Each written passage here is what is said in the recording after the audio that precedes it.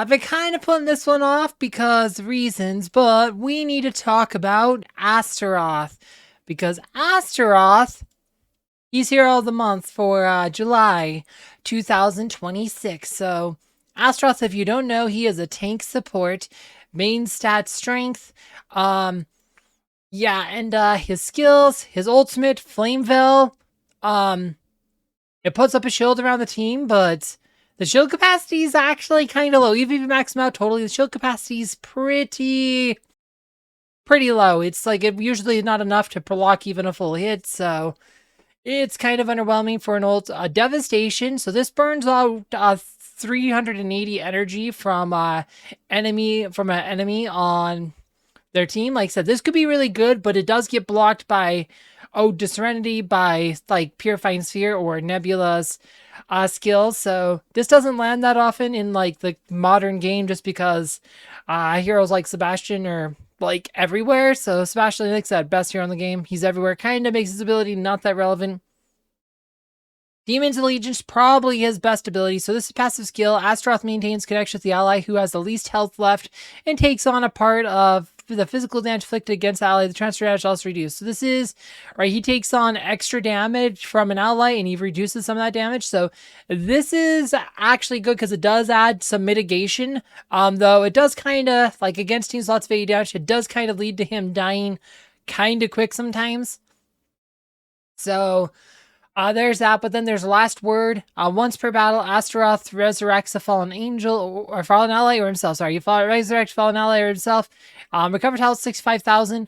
This isn't bad, but this can be blocked by Morgan, Cascade, or Celeste. So a lot of times it won't get triggered, especially if you have Astaroth on defense. A lot of times it'll just get blocked. So, but it is good when it happens. But all four of these abilities are pretty underwhelming. Also, not a single one of them does damage, so he has very low damage potential, and these abilities are kind of underwhelming. It's why you don't really see him played anymore. Like, if I go to the arena, there's like, I mean, we go, like, the arena, I'm probably not gonna see a six. So you'll see Electra. Like I said, so Electra, there you go, top 6, all Electra. Then we have a Rufus. Chaba, Electra, like I said, Chaba isn't that great. I don't think is that great either, but he's probably better than Astaroth. But Electra has kind of replaced Astaroth. Like, there was a time, like, when I started, Astaroth was, like, the de facto, like, best tank in a meta that had Jorgen and Martha. Like I said, pre-Sebastian, like, Astaroth, Jorgen, Martha was, like, the core, like, the old Holy Trinity. Like, but it's, like, then Sebastian came and kind of just made that whole lineup relevant. That lineup was super slow. You know, Martha's not much damage, neither is Astaroth. Jorgen literally slows down the game with the way he blocks out energy, so it would just be about being slow and grindy, but it worked really well. But meta sped up a lot, and yeah, you see Electra a lot, and yeah, Electra, probably a good replacement, yeah. So you see some Lyrias and stuff too. Lyria's actually kind of good as a tank. Oh, someone uses much against Shroom and Electra. But yeah, you don't really see Astaroth, like, ever these days, or very rarely. Like, there's just better options. Like, one of the things, like, right, Astaroth has Demon's Allegiance. It's like probably his best ability. But if we go look at, like, Electra, we go, where's Electra? Right here. So she has Oath of Protection. This, let's say, why it's active, 40% of damage taken by allies redirected to Electra. So redirects damage, kind of like the Demon's Allegiance. It's not a permanent thing. But yeah, during duration phase, allies receive the same effect. Yeah, just redirects damage to her, but because she has so much life from this immortal soul, she'll usually have like 3 million life. It doesn't have the mitigation part of Astaroth, but right, it tends to be more effective, but she also has better abilities. One, this does a lot of damage. Two, it also heals her. She has self-healing abilities with Vampirism. So like significant 411% Vampirism on this ability. Like, what? That's ridiculous. And Embrace the Pain, which, right, it explodes and damage delivered by enemies for stuff. It also absorbs damage, so it also mitigates. So this Oath Protection does mitigate. So it just ends up, she does everything Astaroth does while being a far better hero. So it's like, there's not a lot of reason to use Astaroth because she does what you would use Astaroth for, but way much better. So that's kind of the problem with Astaroth. Like, there's a reason he's not been maxed out on my account, because he's just, like, Sebastian came, made him irrelevant. I mean, that's pretty much it. Like, he was good right up until the release of Sebastian in 2019, December 2019. Between Pets and Sebastian, Astaroth was one of the big casualties from Sebastian. Like, he's one of the biggest casualties of Sebastian meta. But yeah, like, mine's not maxed, but if we can go, like, just do like a couple of battles here. Guild battles. See here, let's... Actually, is there any fights that we can do that are manual max? Battle auto. That's one hero. Here we go. Here. Okay, this one's not even that great of a team, but this is a team we might be able to beat with Astaroth when I can find him. So Astaroth. So let's guess that they don't even have Sebastian. So we could draw. So I'll tell you, this was like this right here. These 3 heroes was like the core. Like again, there's also not enough patrons. They all have the same patron list. Actually, no, you can do Axel, Biscuit on Astaroth now, but Biscuit came out later. So yeah, there's also an issue like because there wasn't enough patrons for him, so you'd have to go choose like a patron, one of them to go without a patron. Though with the Astaroth, you're probably better off putting that on him and just leaving Jorgen with nothing.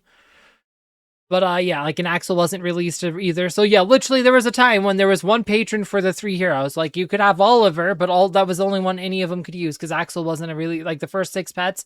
So all of this sets, like you could choose which one of those to put Oliver on. So you wouldn't have a pet on Martha either. That'd be just like both of them would be petless, and you'd probably have Oliver on Astaroth, or you'd have Astaroth petless and have a Oliver on Mars. So there's like a couple of reasons. Like this one, like it really, the meta really just like release the pets, release Sebastian really just put a stop to this. But yeah, but like when this was good, you could do like, you know, Kira was kind of popular. Like the twins were popular. You could do Crystal Lars with this.